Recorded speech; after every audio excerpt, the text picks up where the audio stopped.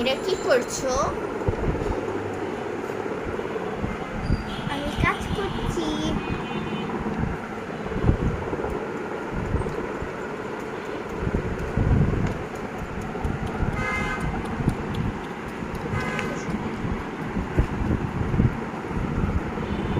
এত সময়?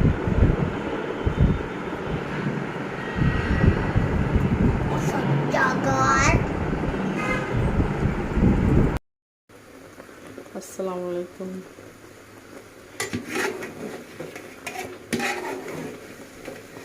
আমার মুরব্ব বানানো শেষ। এটাকে আমি চিনি শিরা করে এটার মধ্যে আমগুলো দিয়েছি, অল্প একটু এলাচ আর গরম মশলা অল্প দিয়েছি। এখন আমার মুরব্ব বানানো শেষ, শুকিয়ে গিয়েছে, একটু আঠালো আঠালো করতে হবে। এখন আমি নামিয়ে নিব। এটা হলো পানের মুরব্বা।